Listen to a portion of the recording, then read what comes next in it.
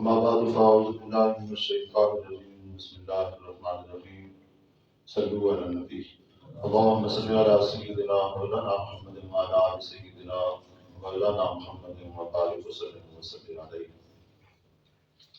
سامعین محترم، آج کا درس چوری کے حوالے سے سنیں گے۔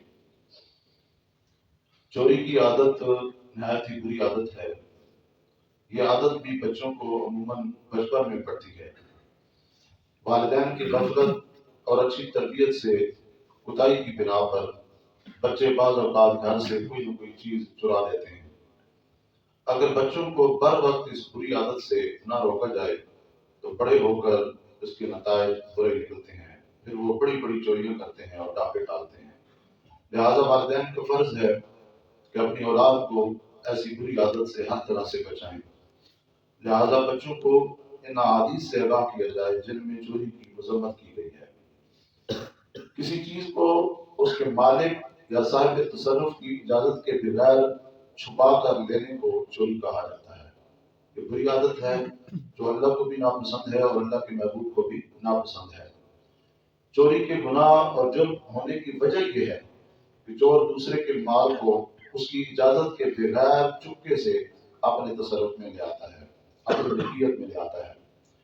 دوسرے لفظوں میں اس کا مطلب یہ ہے کہ ایک شخص اپنی جائز محنت سے کما کر جو مال حاصل کرتا ہے، دوسرا کسی جائز محنت کے بغیر بلا وجہ اس پر قبضہ کر کے پہلے کی محنت کو عکارت کر دیتا ہے۔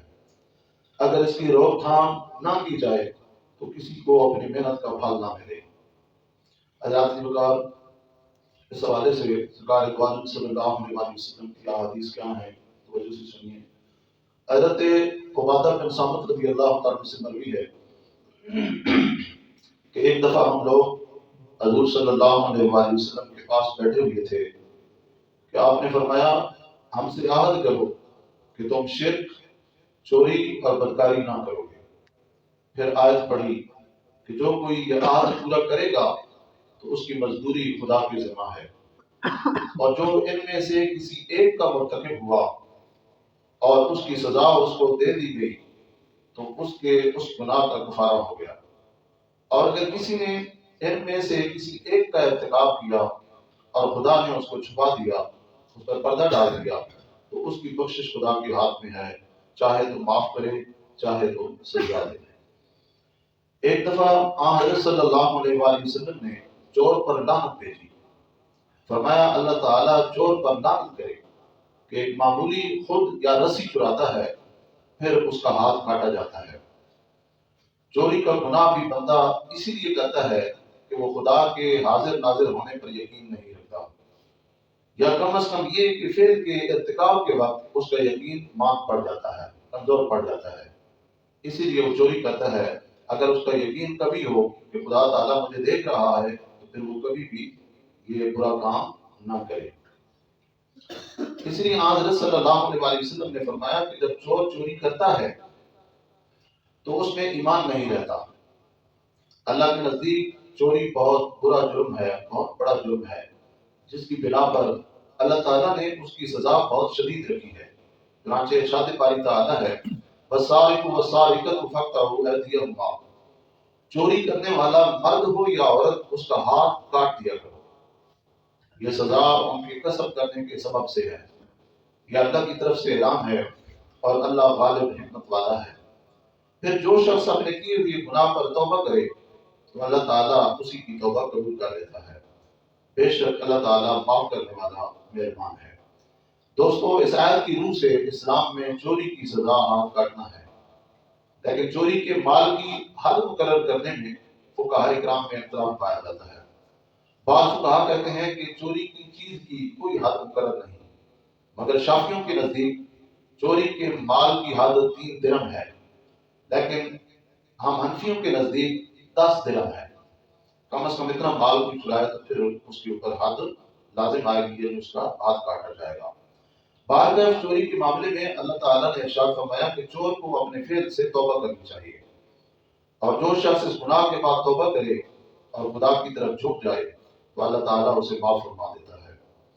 البتہ چوری کا مال مالک کو واپس لوٹانا چاہیے، وہ مال لوٹانا ہوگا۔ اگر توبہ کرتے وقت چور اس حیثیت میں نہیں رہا تو اسے مال کی پوری قیمت ادا کرنی چاہیے اور مالک کو رضامند کرنا چاہیے اور راضی کرنا چاہیے۔ چوری پکڑے جانے کی صورت میں اگر چور پر حد لاگو ہو گئی اور اس کا ہاتھ کاٹ دیا گیا تو پھر بھی چور کو اللہ کی حضور توبہ کرنی چاہیے تاکہ آئندہ چوری نہ کرے۔ اگر چور کو اس دنیا میں سزا نہ ملی اور نہ ہی اس نے چوری سے توبہ کی اور نہ ہی چوری کیا ہوا مال مالک کو لوٹایا تو آخرت میں اس کو سزا ملے گی، لیکن دنیا میں چوری کی سزا پانے کے بعد آخرت میں سزا نہ ملے گی۔ یعنی جس کا ہاتھ کاٹ دیا گیا اب اسے آخرت میں سزا نہیں ملے گی، دنیا میں اسے سزا مل چکی۔ ایک حدیث میں ہے کہ ایک چور حضور علیہ السلام کے سامنے لایا گیا جس نے چوری کی تھی، تو آپ نے فرمایا کیا تم نے چوری کی ہے؟ تو اس شخص نے جواب دیا کہ یا رسول اللہ صلی اللہ علیہ وآلہ وسلم میں نے چوری کی ہے۔ تو آپ نے اس پر حکم صادر فرمایا کہ اسے لے جاؤ اور اس کا ہاتھ کاٹ دو۔ جب ہاتھ کٹ گیا تو آپ کے پاس آیا، آپ نے فرمایا کہ آپ توبہ بھی کرو۔ تو اس شخص نے توبہ کی تو آپ صلی اللہ علیہ وآلہ وسلم نے فرمایا کہ تمہاری توبہ اللہ کی بارگاہ میں قبول ہو گئی ہے۔ نبی پاک صلی اللہ علیہ وآلہ وسلم کے دور میں ایک عورت نے کچھ زیور چرا لیے۔ لوگوں نے اس عورت کو رسول پاک صلی اللہ علیہ وآلہ وسلم کے پاس پیش کیا تو آپ نے اس کا ہاتھ کاٹ دینے کا حکم دیا۔ جب ہاتھ کٹ چکا تو عورت نے کہا یا رسول اللہ صلی اللہ علیہ وآلہ وسلم کیا میری توبہ قبول ہو گئی ہے؟ اب مجھے معافی مل جائے گی؟ تو آپ نے فرمایا کہ تم پاک صاف ہو گئی ہو۔ یہ عورت مخزوم قبیلے کی تھی۔ چونکہ یہ عورت بڑے گھرانے کی تھی تو لوگوں میں تشویش پھیلی کہ ہاتھ کٹنے کے حکم سے پہلے حضور صلی اللہ علیہ وآلہ وسلم سے اس کی سفارش کی جائے۔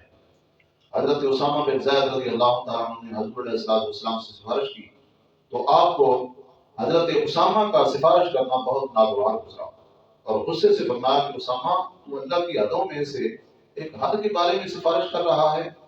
اب حضرت اسامہ بہت گھبرائے اور کہنے لگے کہ مجھ سے بڑی خطا ہوئی، میرے لیے آپ استغفار کیجیے۔ شام کے وقت اللہ کے رسول نے خطبہ دیا جس میں اللہ تعالیٰ کی حمد و ثنا کی اور فرمایا کہ تم سے پہلے لوگ اسی خصلت کی بنا پر تباہ ہوئے کہ ان میں جب کوئی بڑے گھرانے کا آدمی چوری کرتا تو اسے چھوڑ دیتے اور جب کوئی معمولی آدمی معمولی گھرانے سے تعلق رکھنے والا آدمی چوری کرتا تو اس پر حد جاری کر دیتے۔ اس خدا کی قسم جس کے ہاتھ میں میری جان ہے، اگر فاطمہ بنت محمد بھی چوری کرتی، یعنی میری بیٹی فاطمہ بھی اگر چوری کرتی تو ان کے لیے بھی ہاتھ کاٹنے کا حکم ہوتا۔